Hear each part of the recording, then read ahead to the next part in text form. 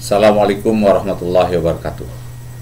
Kali ini kita akan membahas pengaruh keluarga dan rumah tangga terhadap keputusan konsumen. Bagan ini memberikan sebuah model faktor-faktor yang memengaruhi proses keputusan konsumen. Di sebelah kanan kita melihat faktor lingkungan. Salah satunya yaitu demografi, yaitu keluarga dan rumah tangga yang akan mempengaruhi keputusan konsumen. Keluarga dan rumah tangga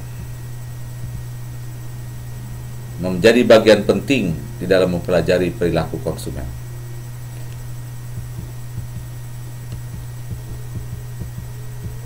Ada 3 hal mengapa keluarga sangat penting di dalam studi perilaku konsumen.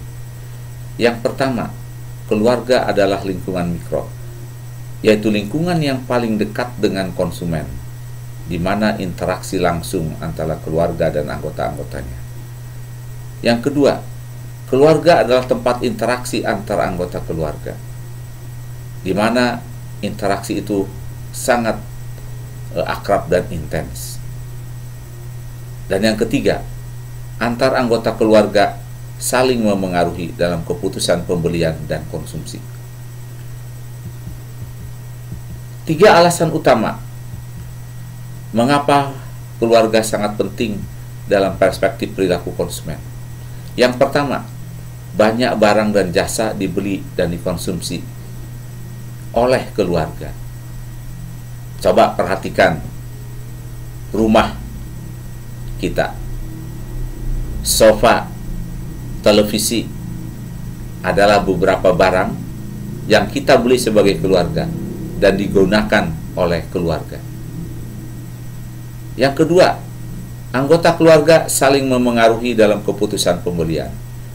Seringkali ibu bertanya kepada anaknya, "Apa yang kalian inginkan untuk makan siang hari ini?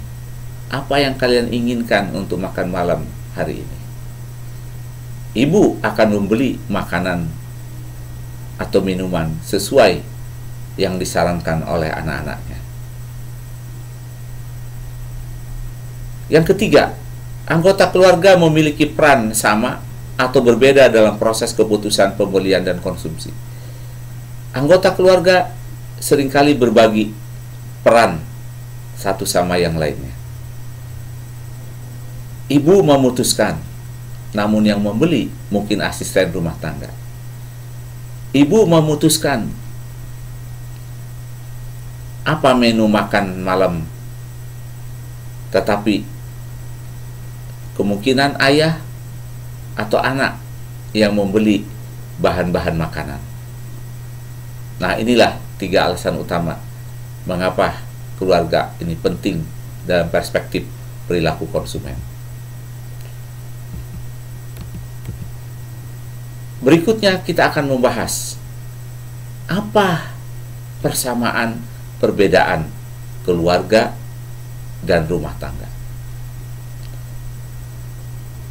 Secara singkat, keluarga diartikan sebagai sebuah kelompok yang terdiri atas 2 orang atau lebih yang terikat oleh perkawinan, darah, maupun adopsi. Tentu, di dalam konteks bangsa Indonesia yang berkebudayaan dan yang beragama, maka kelompok itu diikat oleh perkawinan antar lawan jenis. Kemudian memiliki anak, maka terikat oleh darah dan disebut dengan keturunan. Yang berikutnya adalah rumah tangga. Nah, berbeda dengan keluarga. Rumah tangga ini menggambarkan sebuah pengelolaan suatu tempat tinggal oleh sekelompok orang yang terikat oleh keluarga atau sebuah kelompok orang yang tidak memiliki ikatan keluarga. Nah, kata kuncinya, kalau keluarga itu terdiri dari minimal 2 orang, suami atau istri, atau 2 orang bersaudara. Tetapi rumah tangga mungkin hanya satu orang anggotanya. Tidak mesti lebih dari 2 orang. Nah, bagaimana definisi rumah tangga menurut Badan Pusat Statistik? Badan Pusat Statistik mengartikan rumah tangga dibagi ke dalam 2 kelompok, yaitu rumah tangga biasa dan rumah tangga khusus. Nah, rumah tangga biasa artinya seseorang atau sekelompok orang yang mendiami seluruh atau sebagian bangunan fisik atau sensus dan biasanya tinggal bersama serta makan dari satu dapur. Nah, sebagian besar rumah tangga biasa ini adalah yang berbentuk keluarga, di mana di dalamnya tinggal sekelompok orang yang memiliki hubungan darah atau hukum satu dengan yang lainnya. Nah, yang kedua, ini yang kita sebut dengan rumah tangga khusus.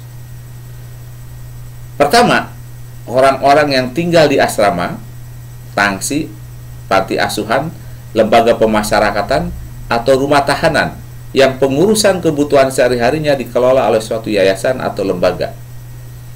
Nah, yang kedua, kelompok orang yang mondok dengan makan indekos dan berjumlah 10 orang atau lebih.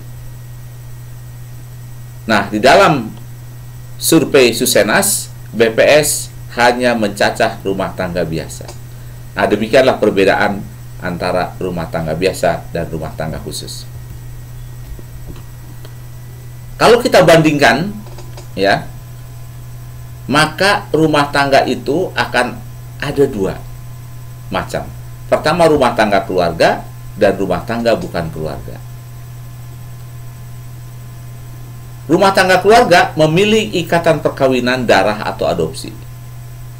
Biasanya terdiri dari suami dan istri, atau suami, istri, dan anak-anaknya, atau rumah tangga suami dan istri dan anak-anak tinggal di rumah tangga yang berbeda, misalnya sekolah di luar kota. Jadi sangat mungkin sebuah keluarga memiliki 2 rumah tangga. Misalnya orang tuanya tinggal terpisah dengan anak-anaknya karena anak-anaknya sedang kuliah di luar kota atau di luar negeri. Ada juga yang kita sebut dengan rumah tangga orang tua tunggal, ayah saja atau ibu saja, tinggal bersama anak-anaknya atau dengan cucunya. Dan yang terakhir, yang kelima, yang kita sebut dengan rumah tangga lainnya, saudara sekandung atau anggota keluarga lainnya yang tinggal bersama dalam sebuah rumah.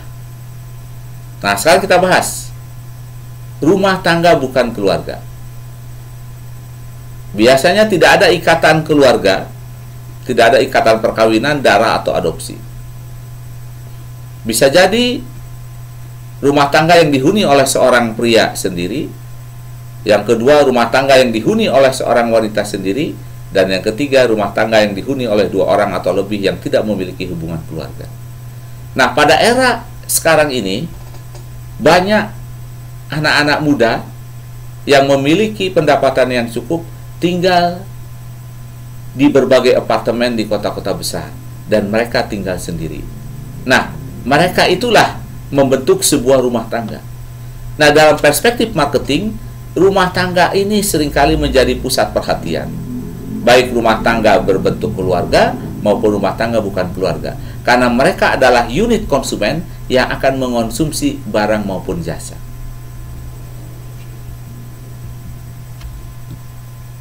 Rumah tangga seringkali dibedakan rumah tangga pria atau rumah tangga wanita. Rumah tangga pria artinya rumah tangga yang dikepalai oleh seorang pria, dan sedangkan rumah tangga wanita ini dikepalai oleh seorang wanita. Nah, kita lihat sebuah data dari Badan Pusat Statistik. Ternyata secara total jumlah rumah tangga di Indonesia berdasarkan survei antar sensus 2015 itu diperkirakan 66,8 juta rumah tangga, di mana sebagian besar tinggal di perkotaan ternyata. sekitar 35,3 juta, kemudian sisanya 31,45 juta tinggal di pedesaan. Nah, di antara rumah tangga perempuan maupun rumah tangga laki-laki, ternyata sebagian besar rumah tangga ini dikepalai oleh laki-laki. Hampir sekitar 90%. Sedangkan rumah tangga perempuan ini 10 juta dibandingkan dengan 56 juta. Nah, inilah gambaran rumah tangga di Indonesia. Secara tradisional, ketika keluarga ada suami dan istri, biasanya orang Indonesia akan menuliskan laki-laki sebagai kepala rumah tangga atau kepala keluarga.